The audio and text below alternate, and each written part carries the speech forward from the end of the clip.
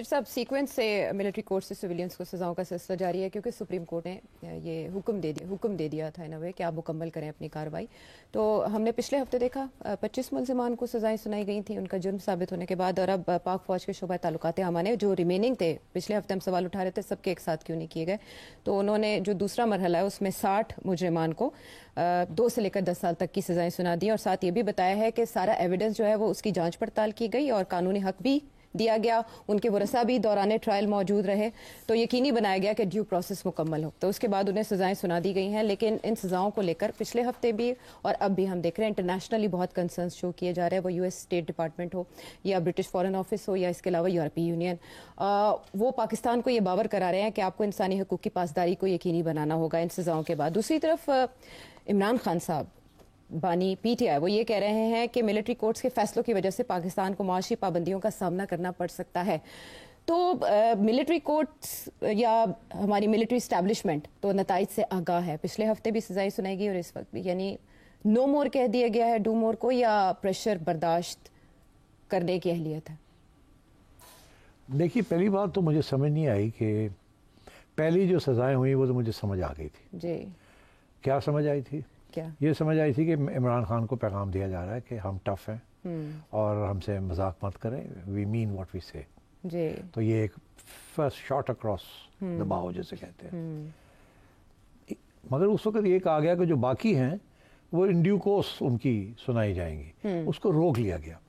आपको याद होगा मैंने कहा था सबका तैयार है जी, वो एक ही जगह सारा कुछ नहीं किया, उन्होंने कुछ पीछे हटा रखा है ताकि आगे नेगोशिएशंस करनी है तो शायद उसके लिए पीछे कुछ चीज़ें रख ली गई। ठीक। मगर अब एकदम सडनली वो जो रह गए थे उनका भी अनाउंस कर दिया। हाँ, और खाता क्लियर कर दिया गया। और खाता क्लियर कर दिया। हाँ। तो अब इसका ये मतलब है कि समथिंग हैज हैपेंड इसके दौरान, जिसकी वजह से वो जो पहले जो सोच थी उसको तब्दील किया गया। पहले यही सोच थी कि इसको रखा जाएगा पीछे। अच्छा। ये खान साहब के साथ इसका ताल्लुक है और ये किसी स्टेज पे हमें शायद इसको और डिले करना पड़े। बैकअप रखा गया था। बैकअप रखा गया था। अच्छा। मगर अब वो बैकअप नहीं रहा, उन्होंने उसको अनाउंस कर दिया। हाँ। तो मेरा ख्याल है जो कुछ इसका मतलब है कुछ पिछले 4-5 दिन के अंदर, जब से ये पहली और दूसरी अनाउंसमेंट और फिर आईएसपीआर का एक और बयान आना जिसकी खास जरूरत नहीं थी, ठीक है ना, क्योंकि ये तो पहले कर चुके थे, तो ये तो आना ही था, तो आ जाता, खत्म हो गई थी बात। तो इसका मतलब है समथिंग हैज हैपेंड जिसकी वजह से थोड़ी सी शिफ्ट की है अप्रोच। अच्छा, वो क्या है जिस चीज़ की वजह से मेरे ख्याल में इन्होंने अपना रवैया चेंज किया है वो मेरा ख्याल है यही है, जो इंटरनेशनल प्रेशर आना शुरू हो गया है। मेरा ख्याल है इनकी तवक्को नहीं थी कि ये इंटरनेशनल प्रेशर आएगा, और इंटरनेशनल प्रेशर आना शुरू हो गया। उसका जो मेन फोकस है इंटरनेशनल प्रेशर का वो यही है कि मिलिट्री ट्रायल्स जो हैं वो ये नहीं कि वो गैर कानूनी है, कि वो उनके अंदर इंसानी हकूक़ को की तहफ़्फ़ुज़ नहीं होता उसके अंदर। तो इसलिए इन्होंने ये फिर ये किया है कि नहीं, इस समय जो बयान आया है उसमें यही कि हमने हर लीगल इशू जो है उसको कानून के मुताबिक किया है, और ये भी कि अब फाइनल फैसले जो हैं वो हमारी जो आइन के मुताबिक ही होंगे। अपील का हक होगा इन सजाओं के खिलाफ, और ये अपील जो है उन्होंने जो बात इसको वजाहत नहीं की, अपील तो पहली अपील जो होती है वो तो मिलिट्री कोर्ट के अंदर ही होती है, अबव द मिलिट्री कोर्ट, फौज के अंदर ही अपील होती है। उसके बाद जो अपील होती है वो प्रेसिडेंट के पास होती है, और उसके बाद जो अपील होती है वो फिर हाई कोर्ट में होती है। तो उन्होंने तो सिर्फ हवाला दिया है कि अपील का इसमें है बिल्कुल गुंजाइश, और वो आइन के मुताबिक है। तो मेरा ख्याल है कि ये इंटरनेशनल प्रेशर जो आया है उसको कम करने के लिए, एक तो ये कि ये बाद में इतना ज़्यादा प्रेशर ना बन जाए कि हम ये अनाउंस ही ना कर सकें। अच्छा। बेहतर यही है कि एक ही खाते में ख़त्म कर दिया जाए इस बात को, और उसके बाद जो है जान छुड़ाई जाए इस चीज़ से। अच्छा। और इसको आइन के मुताबिक उधर रास्ता दिखा दिया जाए कि और भी कोई रास्ता है इसके अंदर जो अपीलें हो सकती हैं। तो मेरा नहीं ख्याल इसका ये मतलब है, आज के जो बयान है आईएसपीआर का, इसका ये मतलब नहीं है कि अब किसी हायर मिलिट्री कोर्ट के अंदर जाएगी बात, या आर्मी चीफ के पास जाएगी या प्रेसिडेंट के पास जाएगी। अच्छा। क्योंकि उसके लिए तो फिर जिन लोगों को सजा दी गई है वो अपील करते हैं ना, अगर वो अपील ही ना करें तो कुछ नहीं होता, सजा रहती है अपनी जगह पे। जी। तो मेरा ख्याल है दो बातें अब मैं कहूँगा, एक तो ये लोग जिनकी सजाएं होंगी इनको अपील नहीं करेंगे। अच्छा। फौज के आगे अपील नहीं करेंगे, दिस इज माई असेसमेंट। दूसरी बात है ये इंतज़ार करेंगे कि जो सुप्रीम कोर्ट के आगे जो केस है जी, उसका पहले फैसला हो जाए कि क्या दो बातें हैं सुप्रीम कोर्ट के आगे, क्या एक ये कि क्या सिविलियंस को मिलिट्री कोर्ट्स में ट्राई किया जा सकता है कि नहीं जी। दूसरा ये कि क्या इन लोगों को इनके जुराइम ऐसे थे जो कि मिलिट्री कोर्ट के अंदर ट्राई हो सकते हैं कि नहीं अगर इजाज़त है मिलिट्री कोर्ट्स के अंदर किसी किस्म के कानून वायलेशन की तो क्या ये वो केस थे या नहीं थे तो मैं समझता हूँ कि ये जो फैसले हैं जब ये सुप्रीम कोर्ट के आएंगे तो फिर जाके ये सारी बात क्लियर होगी और मुझे ऐसे लग रहा है आयशा कि ये अब इसको खोल दिया गया है और ये इसकी सिंपल वजह यही है कि इंटरनेशनल प्रेशर है और मैं ये भी बता दूं सिर्फ इंटरनेशनल प्रेशर नहीं है आप अगर पाकिस्तान का मीडिया देख लें तो 90% मीडिया जो है जो इंडिपेंडेंट मीडिया है वो it is against military courts आप human rights organisations are against military courts for civilians और काउंटर प्रेशर बहुत ज़्यादा है from the bar and bench और बार जो है वो तो बड़ा क्लियर है मगर जो बेंच है उसके अंदर भी डिवीज़न है इसके अंदर और वो डिवीज़न 1-2 जजेस की है और जो लोग इस वक्त कहे जाते हैं कि वो एस्टैब्लिशमेंट को सपोर्ट करते हैं उनके मौक़िफ़ को या गवर्नमेंट के मौक़िफ़ को सपोर्ट करते हैं उनके अंदर से भी कुछ जजेस हैं जो कि सवाल टेढ़े और सख्त सवाल करने शुरू कर दिए उन्होंने तो मुझे ऐसे लग रहा है कि थिंकिंग फिर से रीथिंकिंग हो रही है एस्टैब्लिशमेंट के अंदर और गवर्नमेंट के अंदर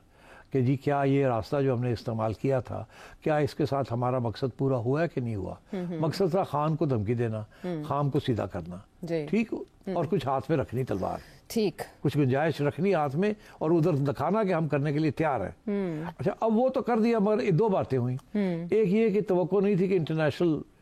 काउंटर इतना आएगा तवक्को नहीं थी मेरा ख्याल है अगर होती तो मैं आपको बताता हूँ इनको क्या करना चाहिए था जो उन्होंने नहीं किया अच्छा। मैं उधर आता हूँ तो I give evidence of this इनका नहीं ख्याल था कि इस किस्म की रिएक्शन होगी इसीलिए इनके जो स्पोक्समैन हैं उनकी तरफ से बातें आ रही हैं कि क्या बात है कि जब इमरान खान के ज़माने में मिलिट्री ट्रायल्स हुए और लोगों को सजा दी गई उस वक्त तो कोई ऐसा रिएक्शन नहीं आया वो याद दिलाया जा रहा है कि उस वक्त तो आप बोले नहीं थे अब तो आप हक में थे अच्छा कि आम अदालतों में डिले हो जाता है या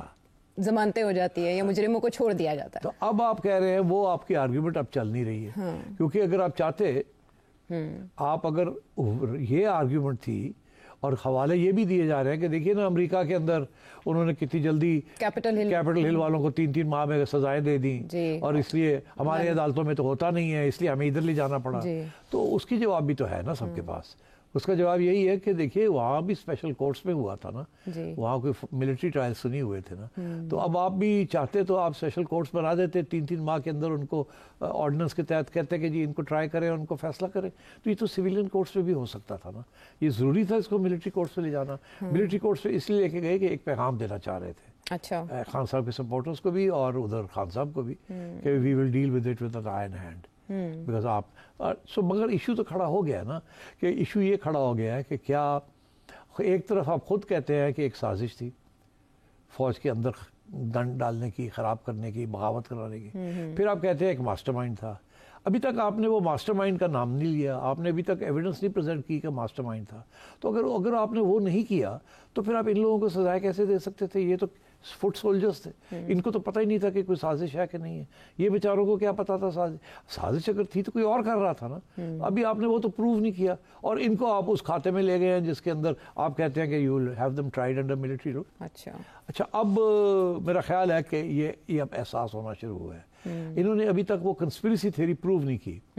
और वो इसीलिए नहीं की कि उसके साथ 1-2 काम करने पड़ते हैं पहले तो जनरल फैज़ को उनके खिलाफ जो चार्जेस हैं कि उन्होंने ये किया ये आर्मी एक्ट के वायलेशन थी और उनके साथ ये लोग थे और उन लोगों के अंदर इमरान खान था तो ये टू प्रूव दिस इज पहला पार्ट में भी इजी कि उन्होंने ये किया मगर second part Imran Khan was a part of that may be more difficult तो अगर आपने वो नहीं अभी तक प्रूव किया तो आप इन लोगों को कैसे ट्राई कर सकते कोर्ट तो ये तो सिविलियन कोर्ट में होने चाहिए थे and attacking a military installation as a form of protest crime is still a civilian crime ये आर्सन के अंदर आती है आप कहीं भी कर रहे हैं एक military installation is like ministry of defence तो मिनिस्ट्री ऑफ डिफेंस है या पार्लियामेंट है या आईपीटीवी है या कोई भी है तो it's the same law that applies to all buildings all installations अगर कोई कंस्पिरेसी है then you have to prove the conspiracy then it comes under a different law overthrowing the state by illegal means तो वो तो आपने prove नहीं किया all you said is आपने जो एविडेंस दिखाई है हमें आपने वो वीडियोस दिखाई हैं कि कोई जो है वो कोई अटैक कर रहा है कोई आग कर रहा है कोई बोल रहा है कोई झंडे को मार रहा है कोई शीशे तोड़ रहा है, that's neither here nor there. तो मैं नहीं समझता कि ये स्टैंड करेगा even in this judicial environment जिसके अंदर पूरी कोशिश की जा रही है to have a majority of जजेस on the side of the government and establishment. It will be difficult to prove this. और मेरा ख्याल है कि this realisation is dawning, specially since PTI ने काफ़ी ज़बरदस्त किस्म का काउंटर प्रोपेगेंडा शुरू किया है, और वो सिर्फ डोमेस्टिक नहीं, इट्स ऑल्सो इंटरनेशनल। तो so I think we shall have to wait. But इसके साथ एक बात तो समझ आ गई ना कि इंटरनेशनल प्रेशर आ गया है। ठीक, हम लोगों में से इंक्लूडिंग माई सेल्फ, हमारा ये ख्याल था कि इतना इंटरनेशनल प्रेशर नहीं आएगा, और अगर आएगा भी तो उसको इग्नोर कर देंगे because it's not a big deal. मगर इंटरनेशनल प्रेशर आया है, आई डोंट थिंक इतना ज़्यादा आया अभी तक। ये रूटीन किस्म की बात है कि ये जिन लोगों ने ईयू में या इधर उधर जिन लोगों ने बातें की हैं, ये कोई out of the ordinary, out of the extraordinary नहीं है आशा। ये ह्यूमन राइट्स की उनके आइन के अंदर है, उनकी कॉन्स्टिट्यूशन के अंदर है, उनकी पार्टी मैनिफेस्टोज में है, जहाँ भी ये होता है वो ये बात करते हैं। तो उनका ये बात करना is not a big thing. So मैं समझता हूँ कि this has to do with the fact that there is concern, और जो इमरान खान की जो पार्टी है उसका जो प्रोपेगेंडा है वो कामयाब हो रहा है। डोमेस्टिकली तो काफ़ी अरसे से कामयाब है, इंटरनेशनली भी वो कामयाब हो रहा है, और उसकी वजह से अब यहाँ थोड़ी सी परेशानी होनी शुरू हुई है कि हम अपने होमवर्क ठीक कर लें, कल को हमें डिफेंड करना पड़ा या इस पे से निकलना पड़ा तो हमारे पास स्पेस होनी चाहिए।